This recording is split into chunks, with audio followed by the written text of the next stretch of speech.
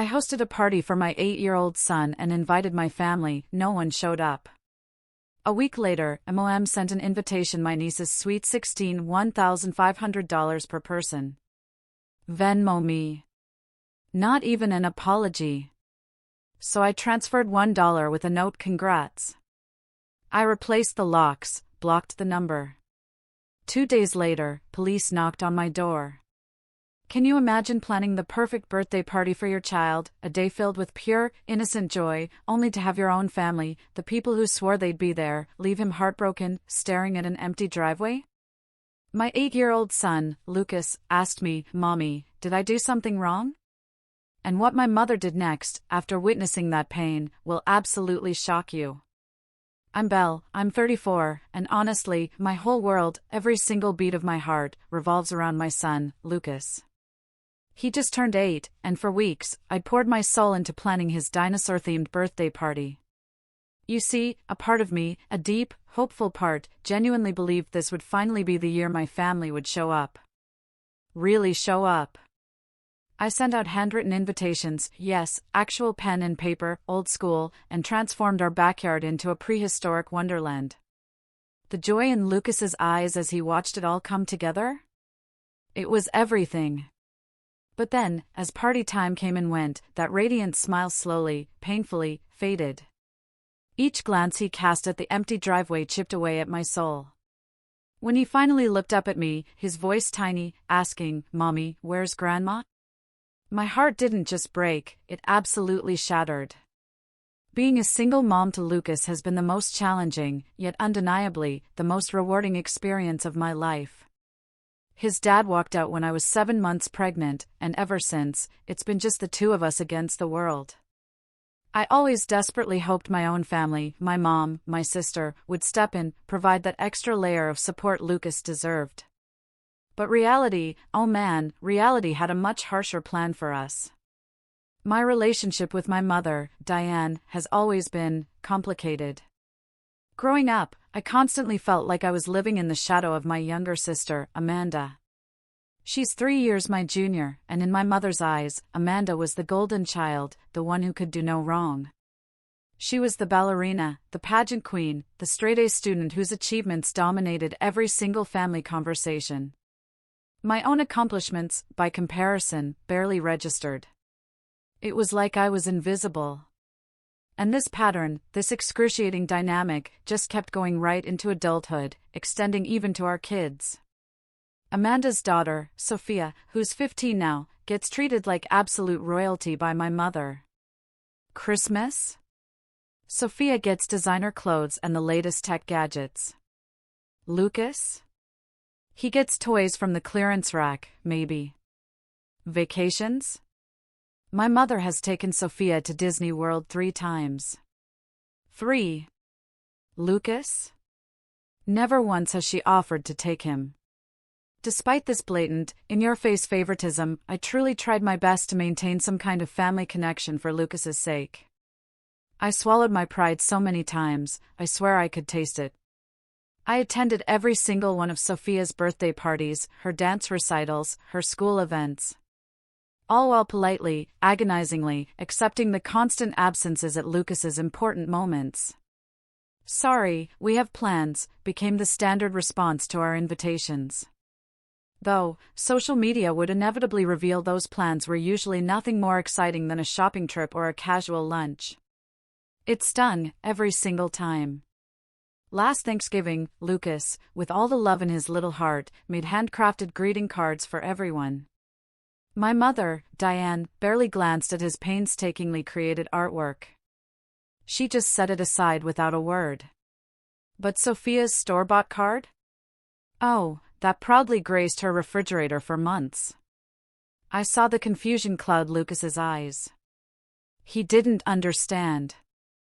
I tried to make excuses, telling him, "Grandma probably put your special card in her bedroom, honey, where she can see it every morning." It killed me to lie, but what else was I supposed to say? For Lucas's 8th birthday, I was absolutely determined. This time, I would create something special. Dinosaurs had become his latest obsession, sparked by a school field trip to the Natural History Museum. For weeks, that's all he talked about, devouring books on paleontology, drawing elaborate prehistoric landscapes. His excitement was infectious, and I channeled every ounce of it into planning the perfect celebration. Despite my modest teacher's salary, I scrimped and saved for months, just to give him a day he'd never forget. I transformed our humble backyard into a Jurassic wonderland. There was a hand-painted volcano backdrop, massive dinosaur footprints leading from our front door, and fossil dig sites with hidden treasures.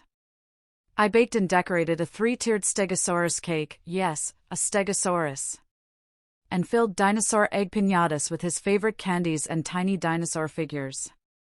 3 weeks before the party, I sent personalized invitations to every single family member.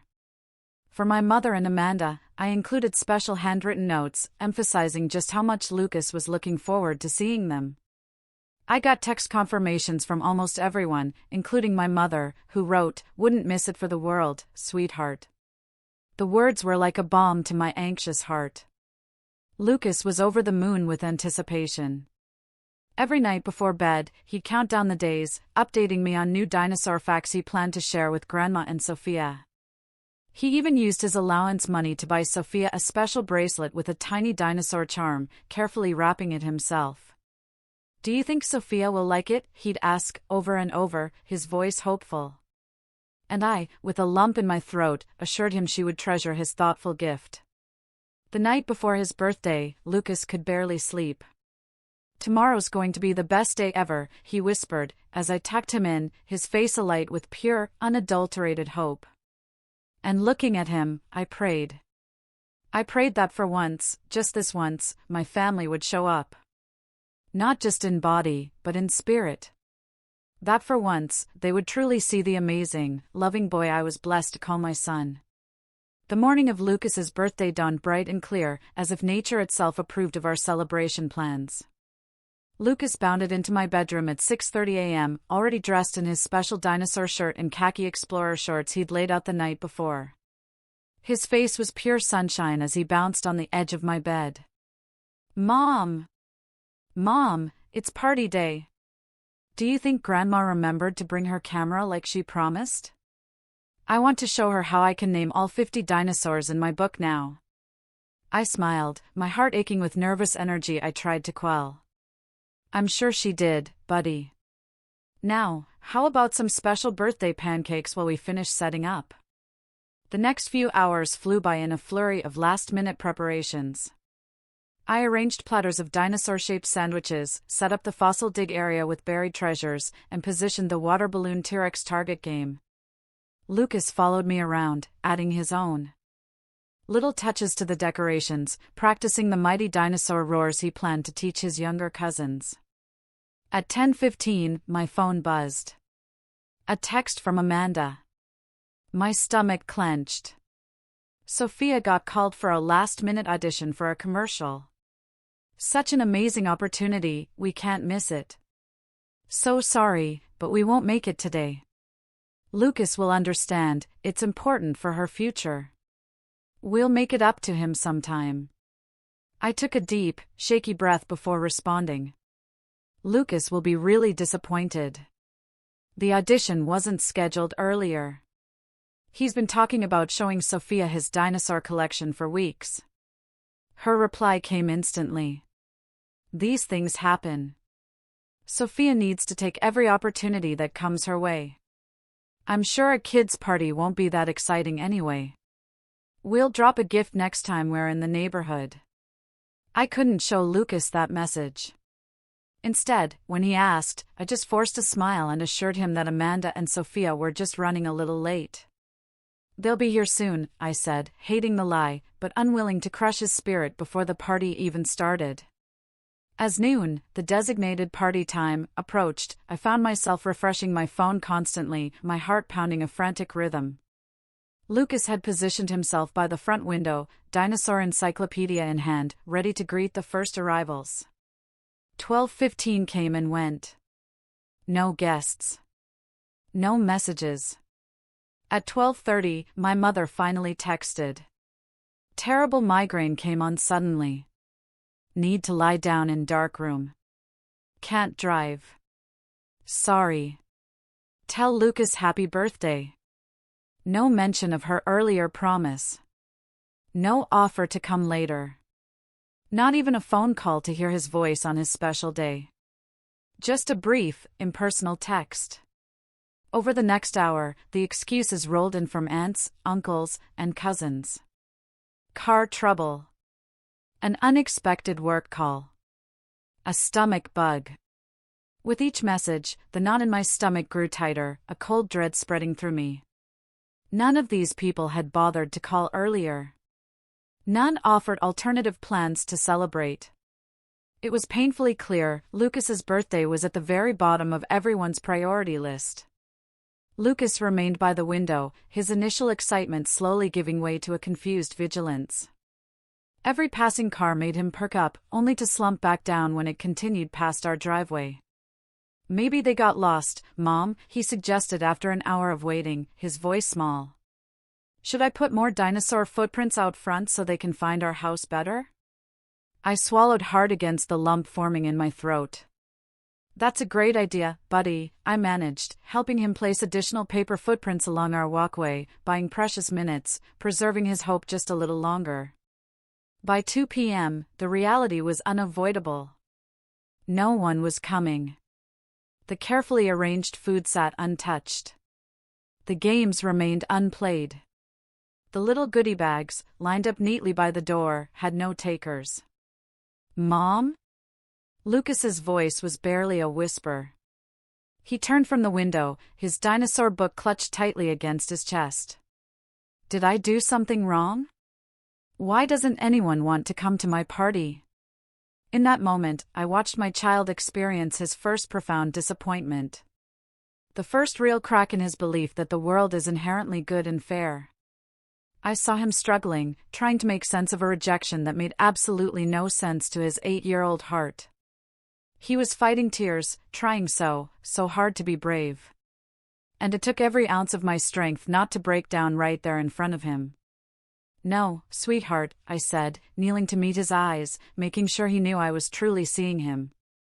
You didn't do anything wrong. Sometimes people make mistakes, big mistakes, and they miss out on amazing things. And today? They're missing out on celebrating with the most awesome 8-year-old paleontologist in the world. I forced a brightness into my voice that I didn't feel. You know what? This just means more cake for us. And I bet we can beat all the records on those games since we've got them all to ourselves. Lucas nodded bravely, but the sparkle had left his eyes. We spent the afternoon playing the games I'd planned, just the two of us, taking turns with activities meant for groups. I exaggerated my dinosaur fear when he chased me with his T-Rex figure. I let him win at the fossil identification race. I sang happy birthday with enough enthusiasm for 20 people when he blew out his candles. But as the sun began to set, and we cleaned up the untouched decorations, I found him sitting quietly by the gift table, holding the small, wrapped package he'd bought for Sophia. Tears were silently tracking down his cheeks. She didn't even want her present, he whispered, not looking up. Grandma didn't want to see my dinosaurs.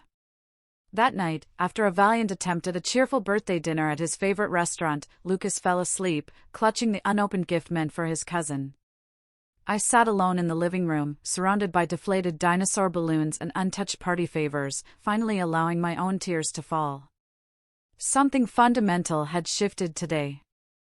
I knew, with a chilling certainty, that our family relationships would never, ever be quite the same. The fallout from the birthday disaster wasn't immediately obvious, but within a week, the damage became painfully unmistakable. Lucas's second-grade teacher, Mrs. Bennett, called me after school on Thursday, genuine concern heavy in her voice. Belle, I wanted to check in about Lucas. He's not been himself this week. During group activities, he's been hanging back, and at recess, he's been playing alone rather than with his usual friends. When I asked if everything was okay, he just shrugged and said, "Sometimes people don't want to be around you, and that's okay." Her words felt like a physical punch to the gut. Lucas had always been so social, so enthusiastic in school. The thought of him withdrawing, internalizing the cruel rejection he'd experienced, was utterly heartbreaking. That night, I noticed he'd left his beloved dinosaur books untouched on his shelf, opting instead for superhero comics. When I asked about the switch, he simply said, "Dinosaurs are for babies," though I'd catch him looking longingly at his paleontology poster when he thought I wasn't watching. The nightmares started soon after. I'd wake to his quiet crying, finding him tangled in his sheets, upset about dreams where he was alone in dark museums or forgotten in empty classrooms. And when I tried to comfort him, he would ask questions that no parent is ever prepared to answer. Why doesn't Grandma love me as much as Sophia? Is it because I don't have a dad? Is that why nobody came? If I was better at sports or got all A's like Sophia, would they like me more? Each question tore at my heart, ripping it to shreds. I tried reaching out to my family, starting with my mother. Her dismissive response left me absolutely seething. "You're being melodramatic, Belle. It was just a birthday party. There will be others. Children need to learn disappointment early. It builds character." When I, barely keeping my voice steady, pointed out that Sophia had never experienced a similar character-building disappointment, she quickly changed the subject. "That's different. Sophia has her auditions and competitions. She faces rejection all the time." The conversation ended, predictably, with her typical guilt trip. "I raised you better than to hold grudges. Family should always forgive." The final straw, the one that shattered any remaining illusions I had, came when I was scrolling through social media that weekend. I discovered photos posted during the exact hours of Lucas's party. There was my mother, Amanda, and Sophia, along with two aunts who had claimed previous engagements, all smiling, enjoying ice cream sundaes at the mall food court. My mother had captioned the photo, "Saturday fun with my favorite girls." The timestamp? 1:15 p.m. Right when Lucas was still watching our driveway, hope flickering in his little heart. When I confronted her, my mother was completely unapologetic. It was just a kid's party with dinosaurs and games.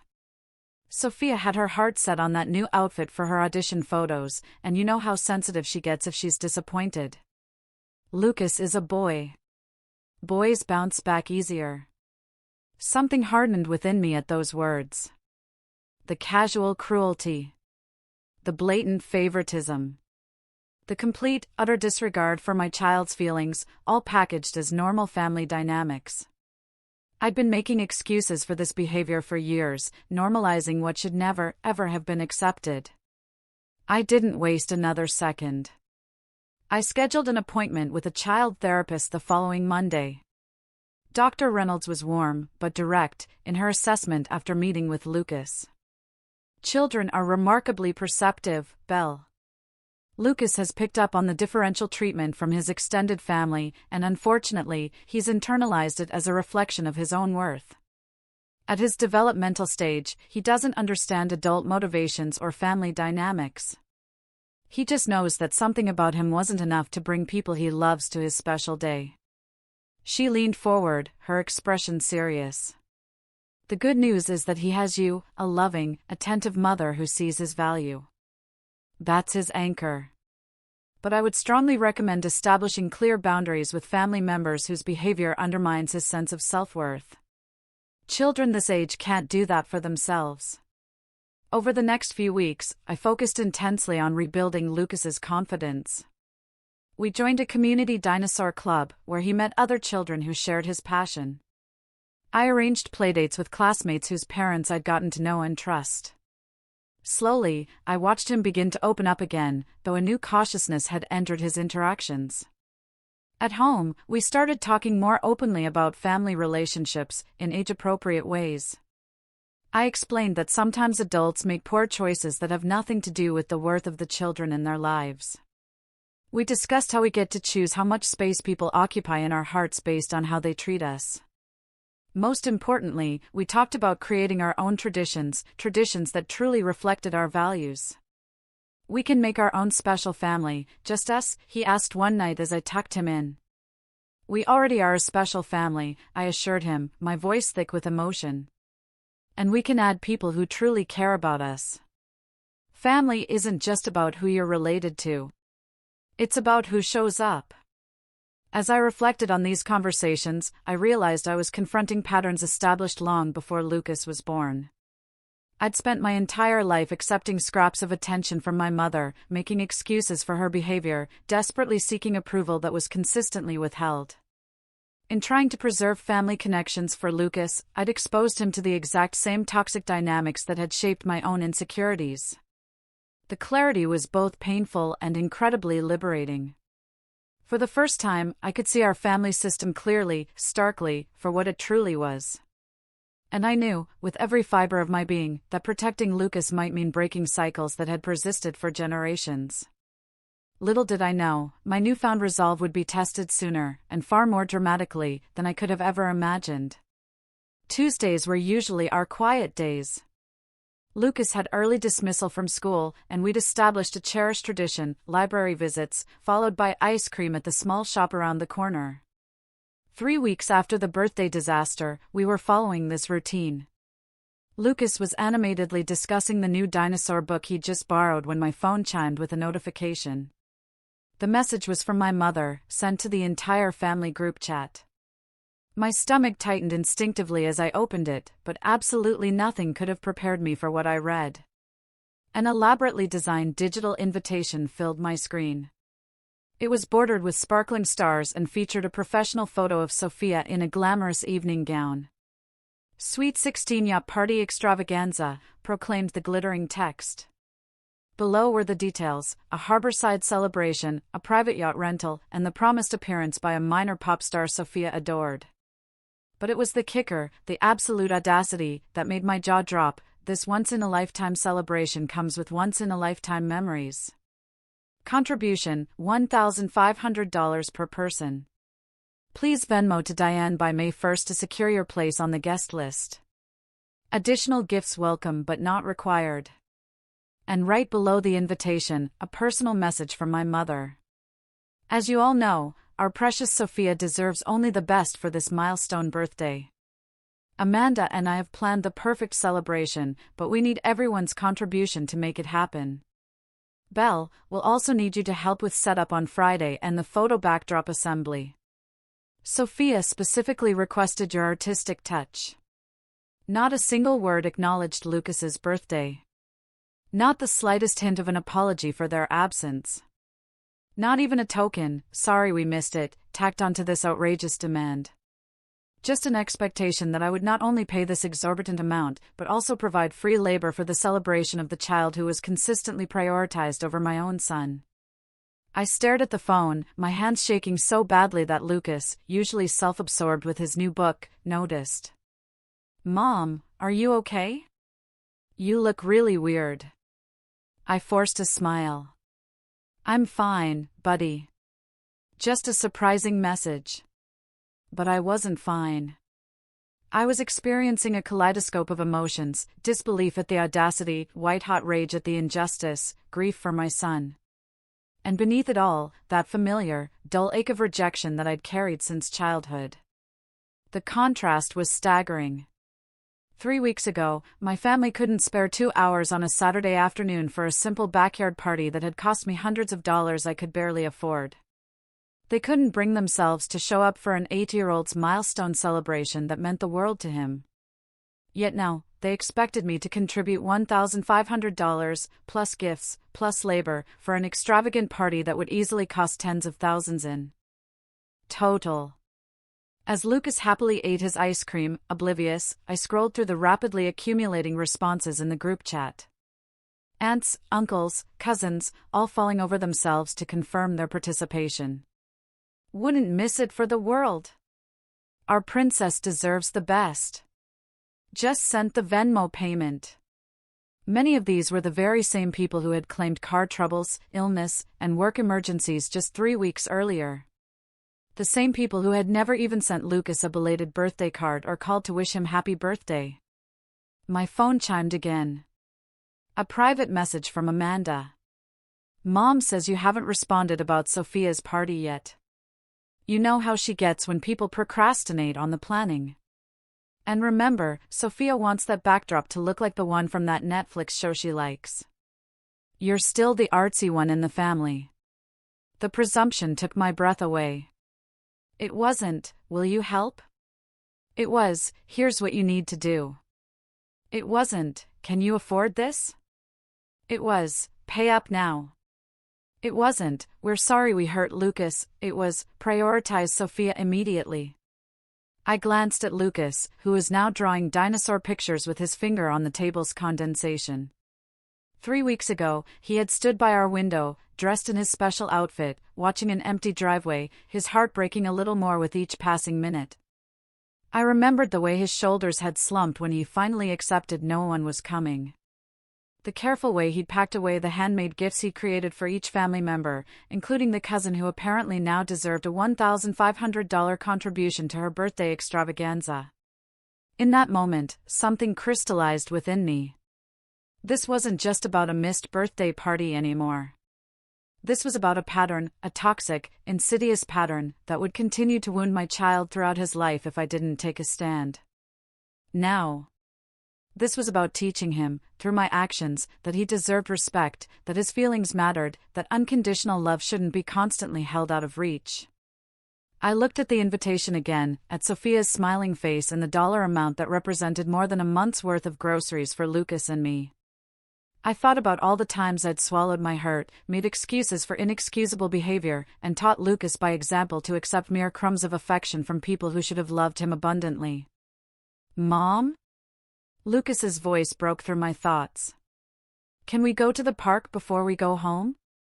I want to practice my dinosaur presentation for science class. His resilience in the face of such profound rejection. His ability to find joy despite crushing disappointment. It suddenly highlighted everything that was fundamentally wrong with my family's dynamics. While my mother and sister cultivated entitlement in Sophia, Lucas was learning to lower his expectations and be grateful for whatever scraps of attention came his way. No more, I decided. The cycle ended now.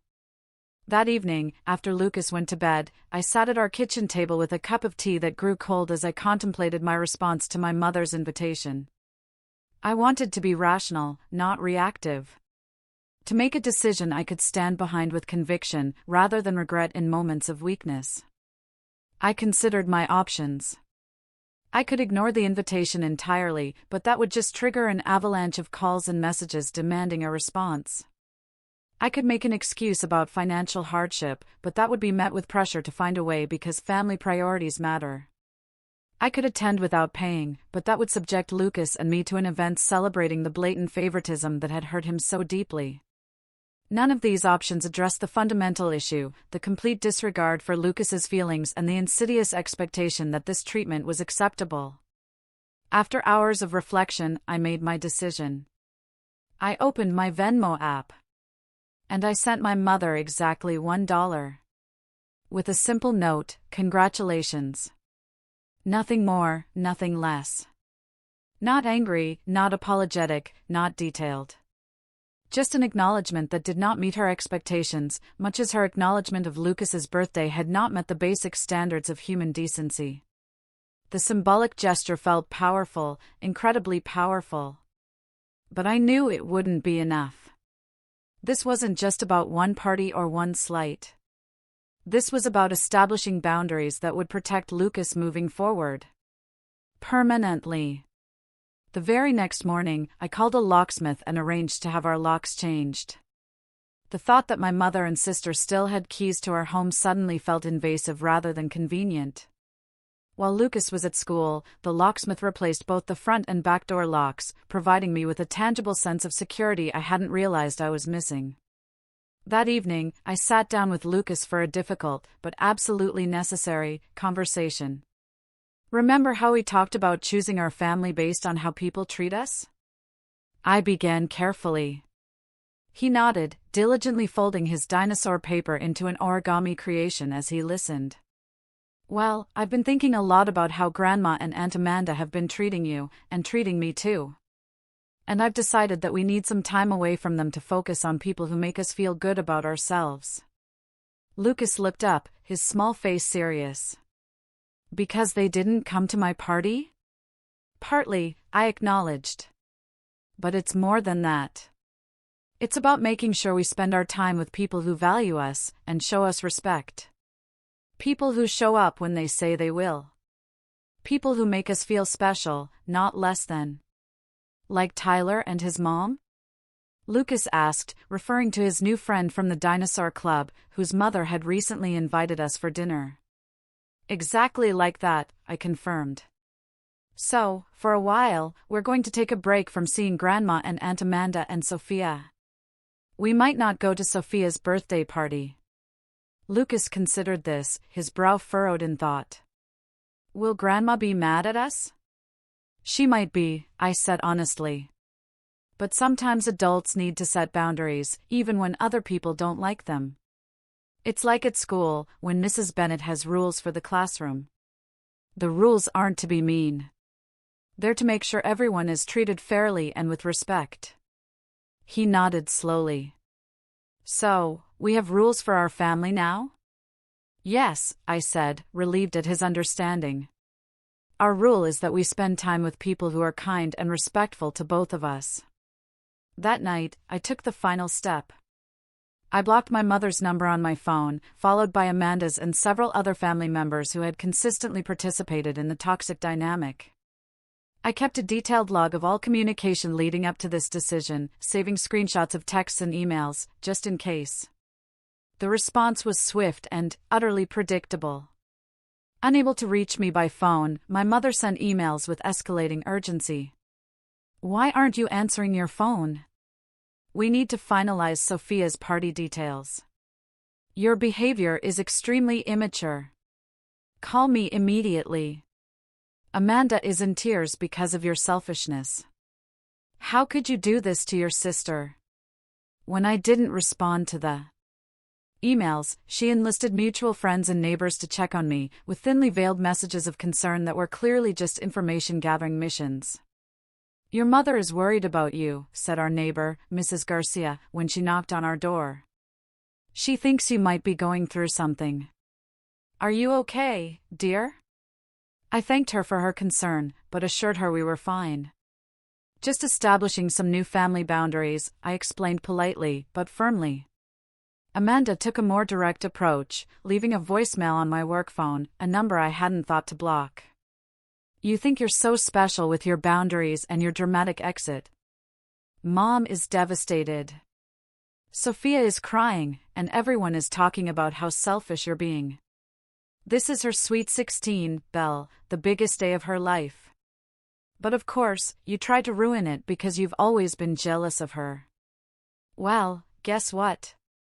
This little tantrum of yours isn't going to work. Mom says she'll give you 3 more days to apologize and send the money before she takes action. The threat was vague, but unsettling. What action could my mother possibly take? I soon found out. Messages arrived from extended family members and family friends, all with the same general theme. I was being selfish and cruel, breaking my mother's heart, jealous of my sister's happiness, and possibly unstable. A few even suggested I was having some sort of breakdown and needed help. One aunt went so far as to imply I might be an unfit mother if I was cutting off family support. The manipulation was textbook. When direct pressure failed, they resorted to triangulation, using third parties to make me doubt myself and fear potential consequences. In the past, these tactics would have worked. I would have crumbled under the weight of collective disapproval, apologized for asserting any boundaries, and fallen back in line with family expectations. But something had shifted in me. Every message, every attempted guilt trip, every manipulative tactic only strengthened my resolve.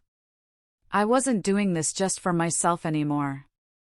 I was doing it for Lucas. I was teaching him, through my actions, that self-respect wasn't negotiable. That healthy love didn't require the constant sacrifice of your own well-being. For the first time in my life, I felt absolute clarity about my relationship with my family. The fog of obligation, guilt, and false hope for change had lifted, revealing a stark reality. This dynamic wasn't going to improve. The patterns were too deeply entrenched, the roles too rigidly established. Lucas would always be the less favored child, the afterthought, the one expected to understand why his cousin's desires trumped his needs. Unless I changed the script entirely. Wednesday morning, there were firm, authoritative knocks on our door. Through the peephole, I saw 2 police officers standing on my porch, their expressions serious. My heart raced as I opened the door, my mind frantically cycling through possible emergencies. "Belle Anderson?" the female officer asked, consulting a small notebook. "Yes, that's me," I confirmed, anxiety mounting. "I'm Officer Rivera, and this is Officer Bennett. We're conducting a welfare check. Your mother, Diane Lewis, called, concerned about your well-being and that of your son. She reports that you've cut off contact suddenly and may be experiencing mental health issues that could impact your parenting. We're required to follow up on these reports."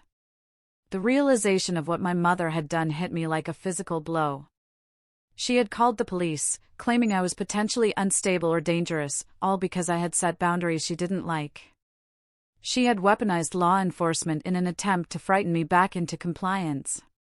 "We're both absolutely fine," I said, working hard to keep my voice steady, to project calm I didn't feel. "May I ask what specific concerns were raised?" Officer Rivera consulted her notes again.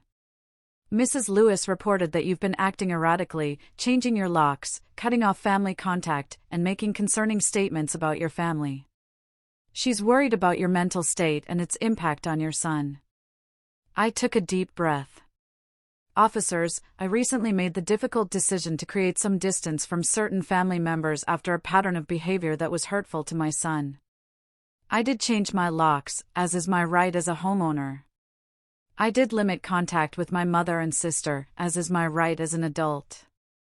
But there are absolutely no mental health or child welfare concerns here." I gestured toward our home. "Would you like to come in and see that everything is normal and my son is well cared for? He's at school right now, but I'm happy to show you his room, our fully stocked refrigerator, his school attendance records, anything that would assure you we're fine." The officers exchanged glances, then accepted my invitation. I showed them around our modest, but clean and organized home, pointing out Lucas's artwork on the refrigerator, his well-maintained bedroom, the calendar tracking his activities and achievements. "I understand family disputes can get complicated," Officer Bennett said as they completed their inspection. "Based on what we're seeing, there's clearly no cause for concern about the welfare of your son or yourself. However, I would suggest documenting these interactions with your family in case the situation escalates further." I nodded, and retrieved the folder where I'd been keeping screenshots and notes. "I've already started. This includes texts showing my family's absence from my son's recent birthday, despite confirmations they would attend, followed by demands for $1,500 for my niece's birthday celebration just weeks later." Officer Rivera looked surprised as she glanced at the documentation. "That's thorough, smart to keep records." She handed me her card. "If you experience any harassment or additional wellness checks that seem unwarranted, please don't hesitate to contact me directly." After the officers left, I sank onto my couch, shaking with a mixture of anger, a strange sense of vindication, and residual fear.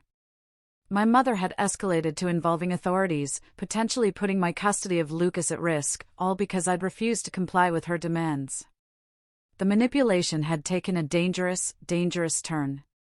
I called my supervisor at work to request the rest of the day off, explaining vaguely about a family emergency. I needed time to process what had happened and prepare for whatever might come next. What came next was even more direct than I anticipated. As I was leaving the school after picking up Lucas that afternoon, I spotted my mother's car pulling into the parking lot. Amanda was in the passenger seat, and they both exited the vehicle with purposeful strides, heading straight toward us.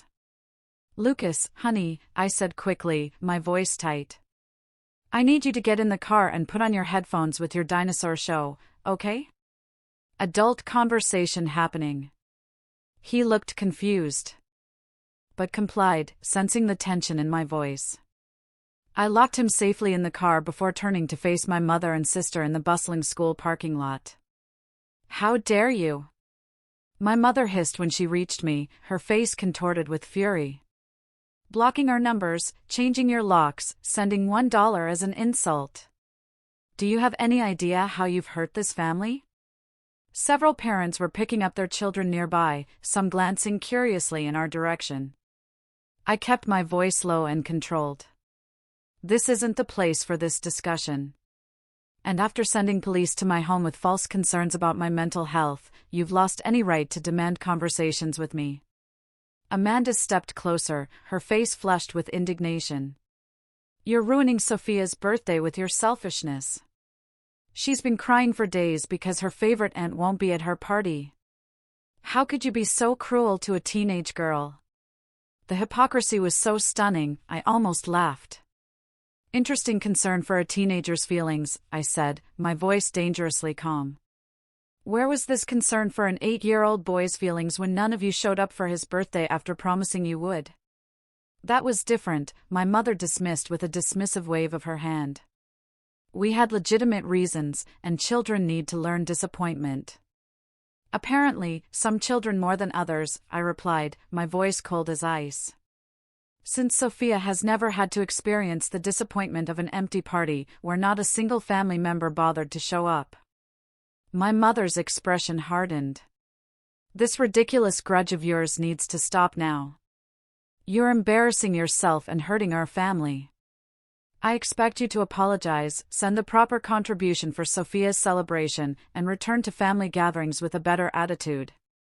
Something about her certainty, her complete confidence that I would eventually fold under pressure, as I always had before, sparked a clarity I hadn't fully accessed until that very moment. Mom, I said quietly, my voice firm and unwavering. I'm not going to apologize for protecting my son from people who consistently make him feel less than. I'm not going to contribute financially to an extravagant celebration for one child when another child's simple party wasn't worth your time. And I'm certainly not going to pretend everything is normal when you've just tried to use law enforcement to intimidate me. Amanda stepped forward, her eyes blazing. You've always been jealous of me, haven't you? Jealous that Mom loves me more. Jealous that Sophia has more talents than Lucas. Jealous that we're closer to Mom than you've ever been. Her words hung in the air between us, the family's unspoken, ugly truth finally vocalized. My mother's momentary expression of shock quickly shifted to resignation, then defensiveness. Amanda, that's enough, she said. But there was no real reprimand in her tone, just concern about the public setting. No, she's right, I replied calmly. You do love her more. You always have. And you love Sophia more than Lucas. You've made that abundantly clear through your actions for 8 years. The difference is, I'm no longer pretending it isn't happening. And I'm no longer exposing my son to it. My mother glanced around, noticing the increasing attention we were attracting. We're not discussing this here. Come to my house tonight so we can sort this out like adults. There's nothing to sort out, I said firmly. My boundaries are clear. I've made my decision. Lucas and I will be taking a break from family gatherings until there's genuine acknowledgement of the hurtful patterns and sincere effort to change them. You can't keep my grandson from me. My mother threatened, her voice rising. I have rights.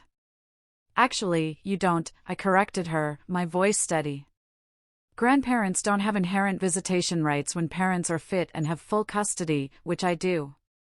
And sending police to my home with false concerns has been documented, and will only strengthen my position if you try to pursue this legally. I turned to walk away, but Amanda grabbed my arm. This isn't over.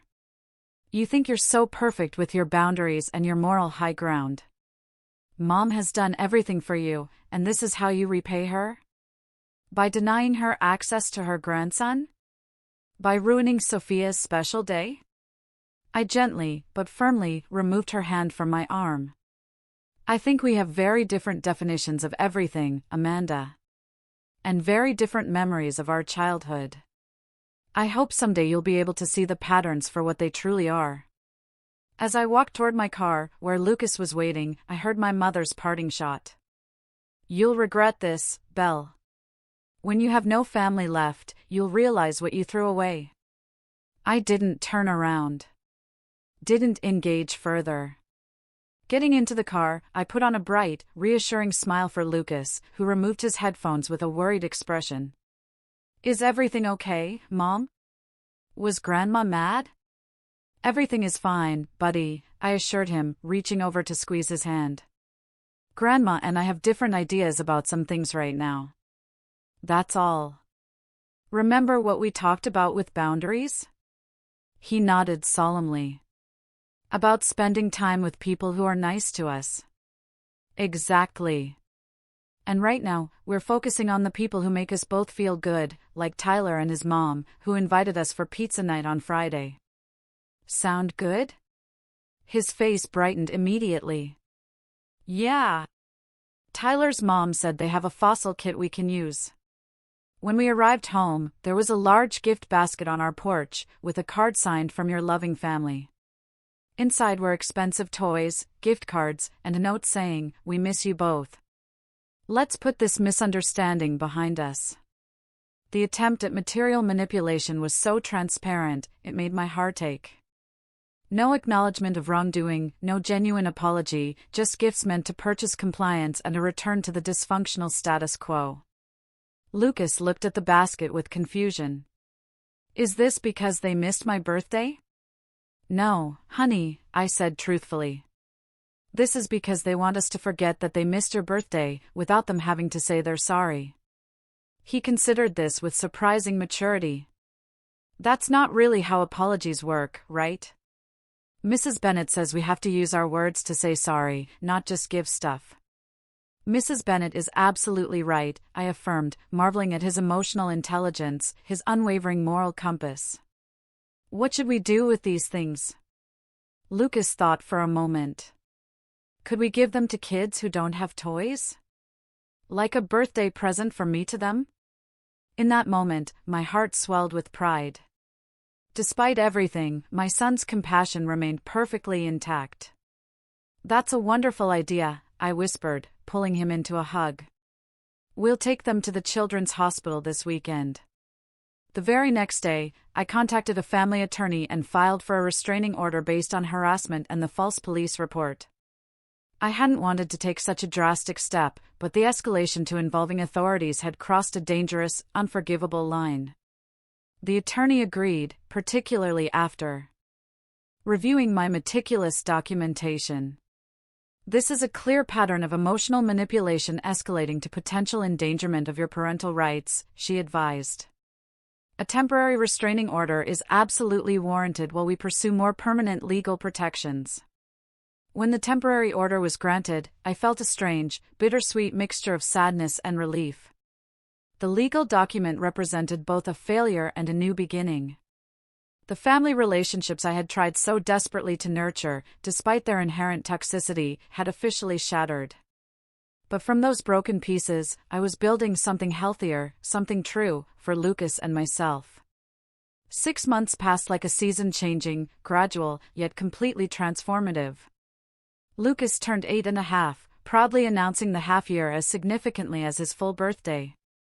And in many ways, it was more significant than his actual birthday had been.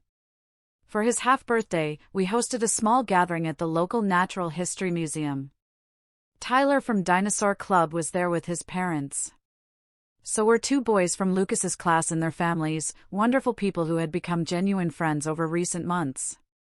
The children dug for fossils, learned about prehistoric plants, and laughed until they were breathless in the interactive exhibit on dinosaur sounds. There were no elaborate decorations or expensive entertainers, just genuine connections, children who wanted to be there, and parents who understood the immeasurable value of simply showing up. Lucas beamed throughout the day, introducing his friends to his favorite exhibits with the easy confidence of a child who knows, deeply, that he is valued. "This is the best birthday ever, Mom," he whispered as we drove home that evening, even though it's only a half one. Those words, so simple yet so profound, confirmed that we were, undeniably, on the right path. The restraining order against my mother and Amanda had been extended after they made several attempts to contact us through third parties and even showed up at my workplace again. The legal boundaries had provided the crucial space we needed to begin healing. Therapy had become a regular part of our lives, both individually and together. Dr. Reynolds helped Lucas process his feelings about family rejection without internalizing them as reflections of his worth. For me, therapy was a journey through decades of normalized dysfunction, recognizing patterns I'd never questioned, and grieving the maternal relationship I'd always craved but never truly had. The hardest thing for adult children of emotional neglect to accept, my therapist, Dr. Chan, explained, is that the loving parent they keep hoping for may never exist. Your mother may never be capable of the unconditional love you deserved as a child, and that Lucas deserves now. Those sessions were painful, raw, but incredibly clarifying, helping me understand that my longing for family connection had often led me to accept mistreatment, not just of myself, but eventually, of my son. Breaking that cycle was both an act of immense courage and an act of profound love. In the absence of my birth family, something beautiful and unexpected happened. Our social circle expanded with intentional relationships. Lucas and I joined a single-parent support group where we met others navigating similar challenges. We became regular volunteers at the community garden, forming friendships with neighbors we'd barely known before. My colleagues at school, seeing me set boundaries and prioritize well-being, became more than workplace acquaintances. Most surprisingly, my late father's sister, Janet, who had lived across the country and had minimal contact with our family for years, reached out after hearing about the situation through extended family. "Your father would be heartbroken to see how you and Lucas have been treated," she told me during our first phone call. "He always worried about the dynamics in that household, even before he passed." Through regular video calls, Janet became a loving, consistent presence in our lives, sending Lucas thoughtful gifts related to his interests and asking genuine questions about his activities. When she visited us that summer, the natural ease and affection between them made clear what healthy family relationships could, and should, look like. 3 months after the restraining order was issued, my mother made one final, calculated attempt at reconciliation. She sent a letter through her attorney, offering to attend family therapy sessions and acknowledging that mistakes were made on both sides. The non-apology was utterly revealing in its continued deflection of responsibility. There was no recognition of the specific harm done to Lucas, no acknowledgement of the pattern of favoritism, just a general suggestion that we had mutual issues to resolve and that I was being unnecessarily punitive by maintaining distance. After consulting with my therapist, I responded through my attorney with clear, non-negotiable conditions for any potential future contact, acknowledgement of specific hurtful behaviors, a commitment to equal treatment of all family children, respect for my parental boundaries, and individual therapy for my mother to address her own patterns. "I'm open to healing," I wrote, "but not to returning to dynamics that hurt my son." Her response was telling. She refused individual therapy as unnecessary and insisted that family therapy should focus on my overreactions and my inability to forgive small slights. The exchange confirmed what I had come to understand: real change wasn't being offered, just an invitation to return to the same toxic patterns with slightly modified language. As for Sophia's sweet 16? Social media revealed it had proceeded exactly as planned, yacht and celebrity appearance included. The photos showed smiling family members celebrating lavishly, seemingly unbothered by our absence. If anything, the elaborate event only highlighted the painful disparity in how the children in our family were valued and celebrated. In quiet moments, I sometimes felt pangs of grief for what might have been. The loss of family, however dysfunctional, carries its own unique pain. But those moments grew less frequent, less sharp, as our new life took shape. A life defined by authenticity rather than obligation, by quality connections rather than genetic ties. The most profound validation came unexpectedly, 6 months into our new normal. Lucas and I were reviewing calendar dates for the upcoming month when he spotted his 9th birthday approaching. "Mom," he asked tentatively, his eyes wide. "For my birthday this year, can I invite my real family?"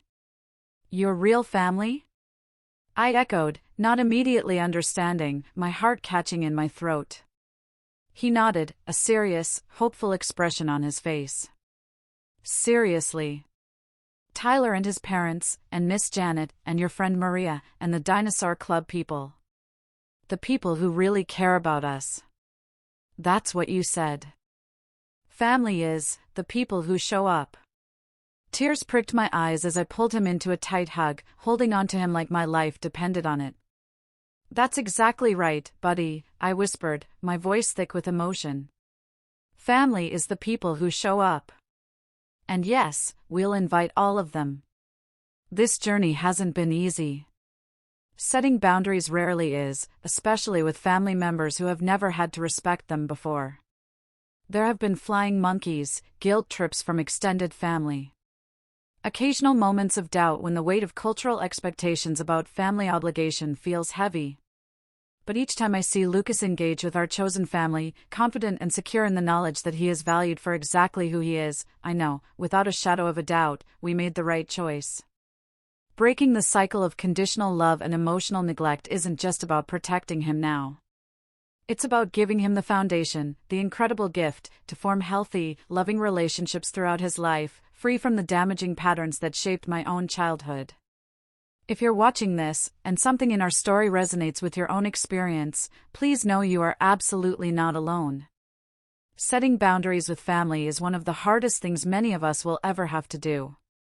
But sometimes, it's also the most loving choice we can make, not just for ourselves, but for the next generation. Have you ever had to make such a difficult decision to protect yourself or your child from family dynamics? Tell me what you think in the comments below. I really want to know.